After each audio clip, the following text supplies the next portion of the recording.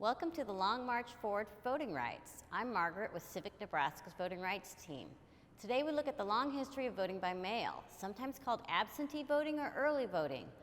Voting by mail on American shores predates the formation of the United States, and its use to promote civic participation was foundational to the formation of our nation. It has also been closely associated with military service. In December 1775, a group of soldiers from the Continental Army sent a letter back to their town asking if their votes could be counted in the local election. The town agreed to count the votes as if the men were present themselves. Pennsylvania allowed soldiers to vote from the front during the War of 1812. In 1862, Missouri became the first state in the Union to allow absentee voting. Nearly all states in the Union had established voting procedures for men serving at the front in time for the 1864 election. 6 of the 11 Confederate states did likewise. The largest boost to expand voting by mail occurred during World War II, when 8 million men and women serving overseas needed to exercise their voting rights while simultaneously serving their country. To address this, Congress passed the Soldier Voting Act on September 16, 1942. The act ensured members of the armed forces could vote in federal elections, including the office of President and U.S. Senate and House races, whether or not they were previously registered and regardless of all poll tax requirements. The law provided for the use of a postage-free and a federal postcard application to request an absentee ballot.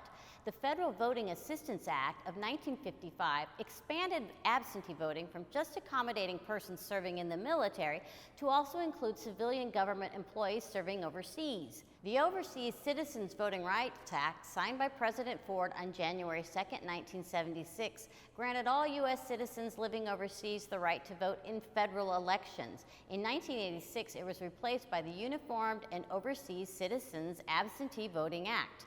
As a result of controversy surrounding ballots received in Florida from overseas voters in the 2000 presidential election, the act was replaced by the Help America Vote Act in 2002 and the National Defense Authorization Act in 2005. The Military and Overseas Voter Empowerment Act of 2010 included a requirement that absentee ballots in federal elections be sent to overseas voters at least 45 days before Election Day. It also modernized provisions to include electronic transmission of ballots. Of course, during all this, states themselves were independently enacting their own rules for absentee voting in state and local elections. Between 1911 and 1924, 45 of the 48 states adopted some kind of absentee voting.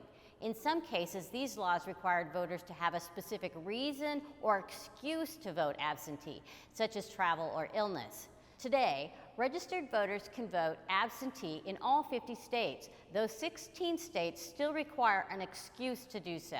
In 1998, Oregon became the first state to hold an all vote-by-mail election. Now 5 states conduct what is commonly referred to as all-mail elections. In these states, voting is conducted primarily, although not exclusively, by mail. They are Colorado, Hawaii, Oregon, Utah, and Washington. With me today is Lieutenant Colonel, retired James Murphy. Can you tell us, what does voting mean to you?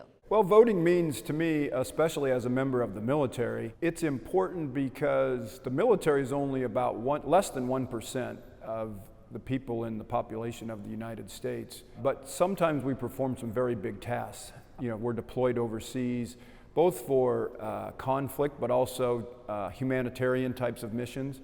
But in any event, we're away from our families and we're in harm's way. Because of that, I think that the military really likes to have a say in the people that represent them, and voting's a big part of that. So it's really important to me because we have a specialized mission that a lot of other citizens don't have. In addition, in 1942, there was an act that was passed in Congress when there was over 8 million military people that were deployed overseas for World War II.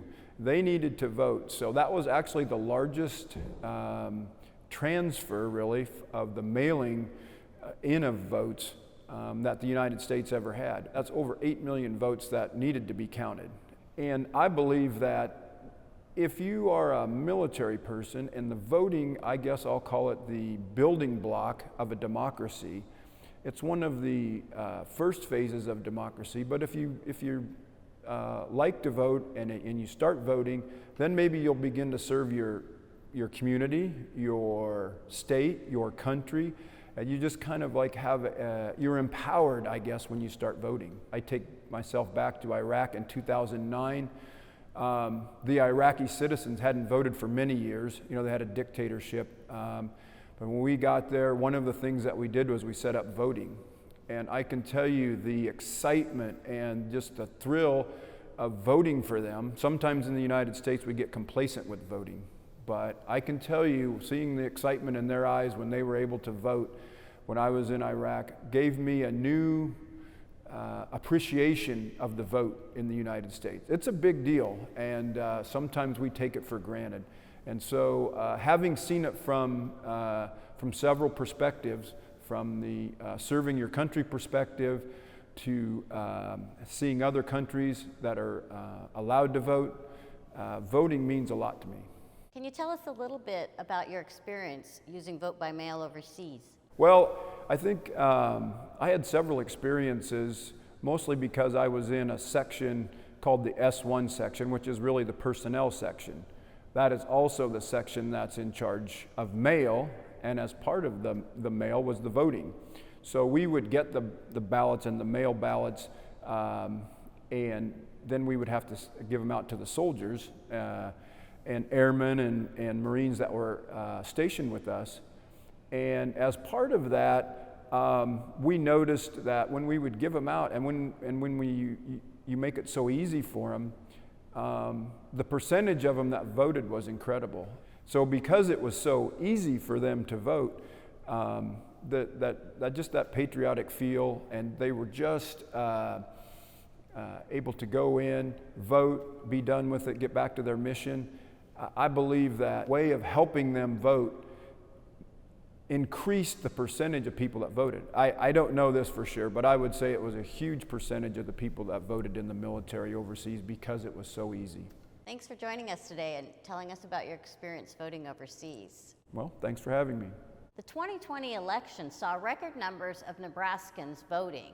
This was largely due to an increase of voters requesting to vote early and submitting their ballots by mail or drop box.